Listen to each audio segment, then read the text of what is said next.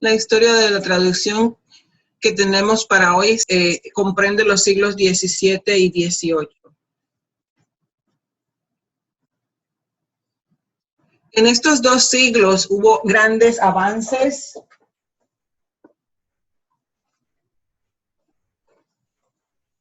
en la traducción y el país que más sobresale por esto es Inglaterra.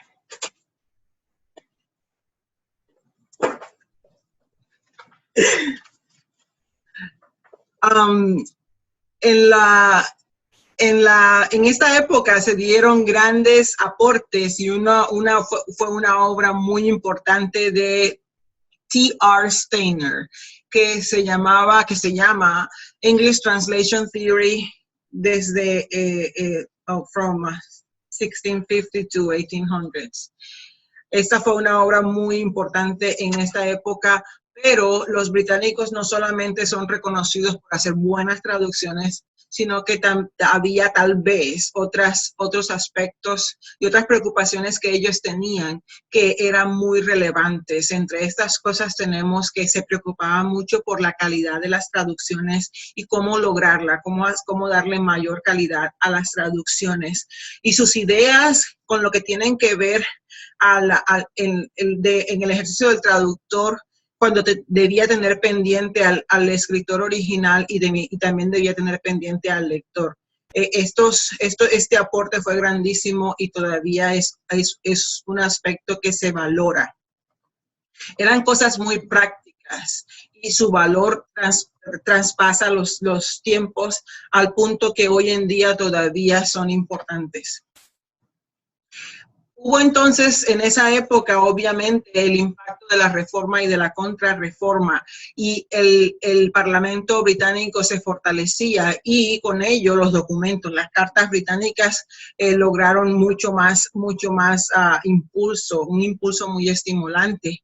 Y en eso hubo una renovación por el interés hacia los clásicos, estoy hablando de los clásicos griegos y los clásicos latinos. Y con esto, pues, como eran otros idiomas, también se despertó el interés mayor por la traducción nuevamente. Algo importante con tanta preocupación y tantos aportes, ocurrió que el estatus de los traductores subió, ¿sí? Los traductores eran vistos como con la misma buena reputación y con los mismos buenos ojos que el autor mismo. Un muy buen traductor se igualaba al mismo traductor, que el mismo traductor por su trabajo. Una de las figuras más importantes de este campo durante el siglo XVII fue John Dryden, ¿sí? Y no fue solamente el traductor más importante, sino que también fue un individuo que estableció una tipología, una clasificación de las traducciones. Él decía, según él, las traducciones podían ser un metáfrasis, es decir, traducción palabra por palabra, o podían ser paráfrasis o traducción de sentido, traducción de significado, traducción de las ideas. En la metáfrasis se reduce y se dice exactamente palabra por palabra, y en la paráfrasis se expande y se explica más basándose en las ideas que se tienen. También él encuentra otra clasificación, otro tipo, que son las imitaciones. Y en las imitaciones el traductor se toma libertades para jugar con la metáfrasis y con la paráfrasis. Pero trabaja mucho más al nivel del sentido y del significado profundo. Este traductor Dryden, también se preocupaba por el dilema del traductor de serle fiel al original y tener un buen estilo, y ser inteligible.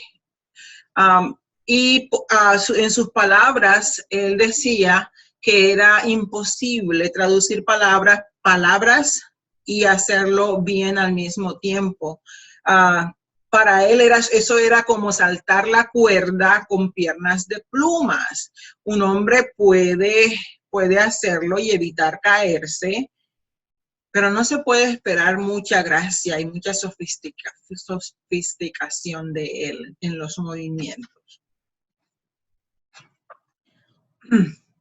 Para Dryden, la traducción era vista con una perspectiva moderna, y él encontraba un balance, que hacía de la traducción y el trabajo del traductor una obra de arte, un arte, un oficio o una ciencia, y estableció unas reglas muy detalladas que hasta hoy día se aplican. Para Dryden, el traductor debe ser un experto en la lengua término, y debe ser un experto en la lengua origen, su lengua, la lengua del traductor.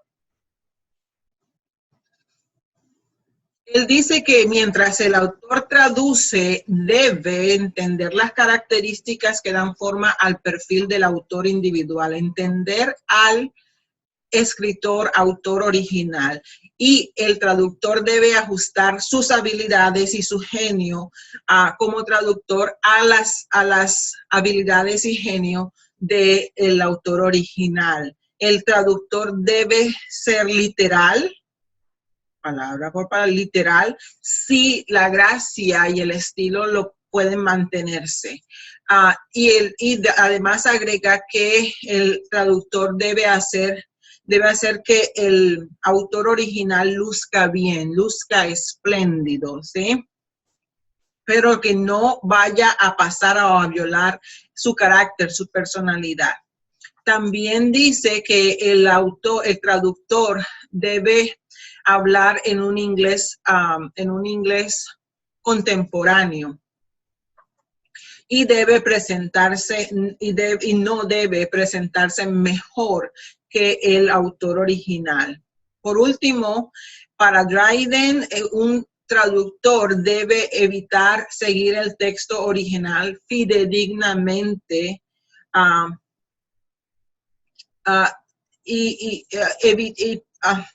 lo que debe hacer es que no se pierda la esencia de la traducción, pero no debe ser literal, ni tiene que ser totalmente fidedigno. Está pensando más en el estilo de la traducción. Para el siglo XVIII, nos encontramos con una metáfora que describe la traducción, ¿sí? La traducción debe ser un retrato, ¿sí? Un retrato debe ser el retrato de un pintor. Ese autor busca sus propios materiales para presentar de manera precisa un retrato de la realidad que capture la esencia original, pero no necesariamente las características exactas. Debido a que el traductor no puede recrear la naturaleza, debe usar necesariamente una paleta de colores diferentes y debe usar colores distintos. Aún así, el principio que debe guiar a todo traductor es una obligación, una imposición de capturar la esencia del original, y debe esforzarse por causar el mismo efecto en el lector de la lengua término. Al hacer esto, al ejecutar dicha tarea, el traductor tiene las mismas obligaciones, las mismas responsabilidades para con el original, para con el lector y para con sus propios estándares y niveles de calidad.